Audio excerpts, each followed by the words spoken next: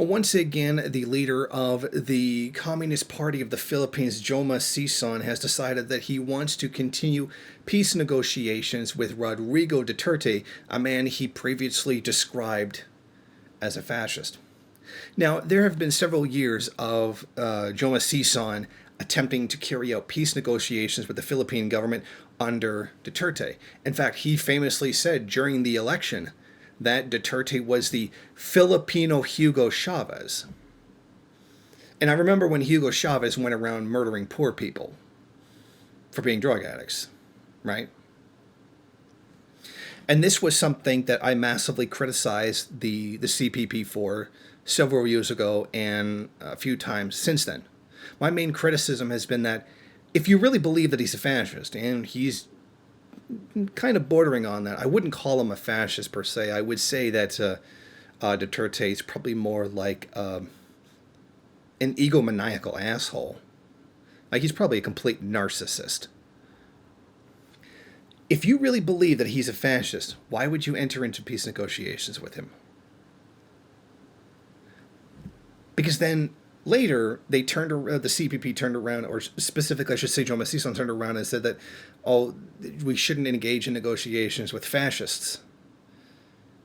But you just did that, and now you're doing it again. There's something much more important going on here. What I am making is not a criticism of the NPA or even the CPP. I am criticizing Sison's leadership. What does it mean to enter into peace negotiation and lie down arms? It means to give up the revolution. But they claim this isn't giving up. It is. When you cease armed struggle, you are giving up the struggle. You are giving up the revolution. That's what that means. And this is why I previously called Sison a traitor. Because that's exactly what he's doing. If he were to turn around and say, things are the way they are right now and we can't win, we give up, that would be one thing. But to be essentially doing that, but then say you're not doing that, it doesn't make any sense. The problem here is Sison himself. And I have said this previously, I've said this in previous videos, and a lot of people, NPA fanboys, flipped out on me for that. But really look at what's going on here. He's talking about completely ending the revolution, but then his defenders turn out and start saying, oh, it's not giving up the revolution. It's just putting arms down and not fighting, which is giving up the revolution. They don't want to hear it. They don't want to hear any criticism of Sison whatsoever. They've almost got, yes, a kind of cult of personality around him. Now, here's the reason why I believe this is happening. I believe Sison just turned around 80 years old. And this happens when revolutionaries get old. It happened to Mao, it happened to Stalin, and yes, it even happened to Fidel Castro. When Fidel Castro can sit there and call Xi Jinping one of the most important revolutionary leaders, I think Castro might be a bit off his rocker, if you know what I mean. No, I don't think he had dementia or anything. He was being an opportunist. He was. Xi Jinping is no communist, and nobody in their right mind with any understanding of Marxism whatsoever could claim that Xi Jinping is a communist. And that's a whole other argument altogether that should be fairly obvious, an argument that shouldn't have to be made. But here's why he's doing it. Sison knows that in the entire time, the decades that he's been the leader of the Communist Party of the Philippines, he hasn't really accomplished anything. There is no grand legacy for him. This is what he wants. He wants to say he ended the war. He's going to be known as the great peacemaker, the one who put an end to all the hostility and the killing, even if that means completely betraying the movement altogether. And that's exactly what happens in these cases. Hell, even Mao was guilty of doing things similar to this. The Communist Party of the Philippines is in a very bad situation, and they know it. When we review documents that were released by WikiLeaks, internal documentation between different departments of the military of the NPA and communications between the government of the Philippines and the United States, it shows that the NPA is dying.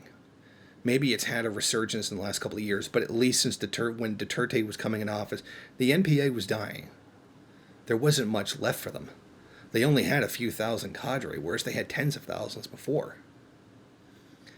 And I attribute mostly to that, to their insistence on continuing a now defunct Maoist line of a peasant resistance. Most of the population of the Philippines are in slums, shantytowns. They're not peasant farmers anymore. There are peasant farmers, absolutely. There's no denying that.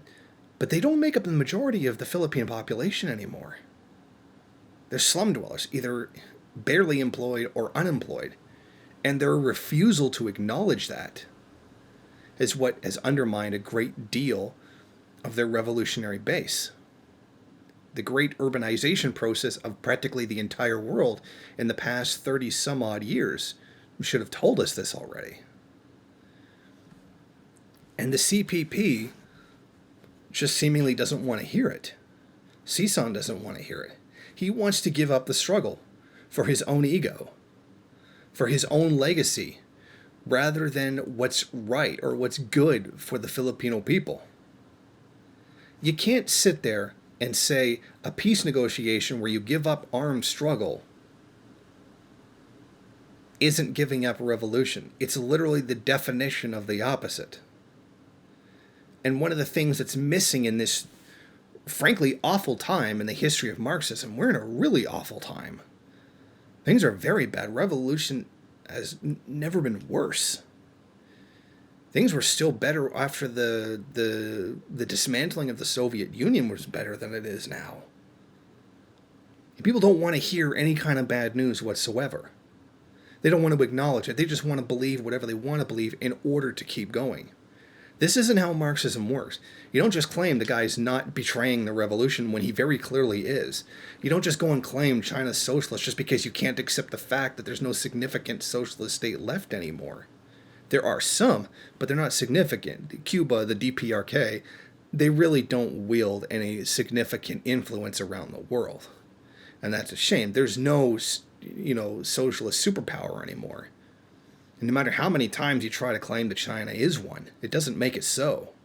And it doesn't make you a Groucho Marxist by acknowledging that China's literally run off of a profit motive. It literally runs by the law of value. That no amount of pretending that a general guideline is anything like economic planning in the Soviet Union, where wages and inputs were calculated across the entire economy, is anything comparable to regular market-driven wage labor. It's bad.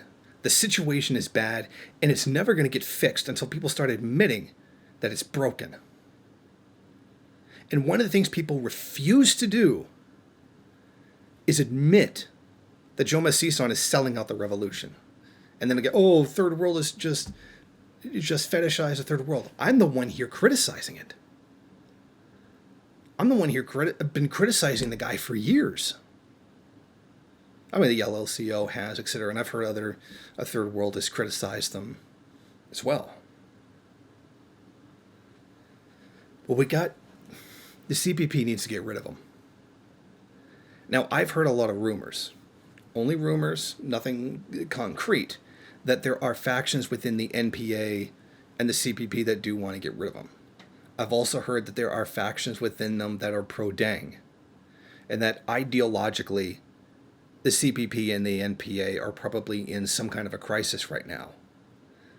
I mean, you can't lie to the gorilla on the ground and tell them that everything's fine when it isn't. They can see their ranks shrinking.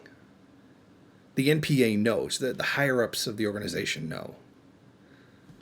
The CPP knows that things are not good. That's why Joma Sison is trying to push a ceasefire, peace negotiations. If he was arguing a temporary ceasefire, I would say, what's the point of that? But that's not what he's arguing. He's arguing for ending the actual armed struggle.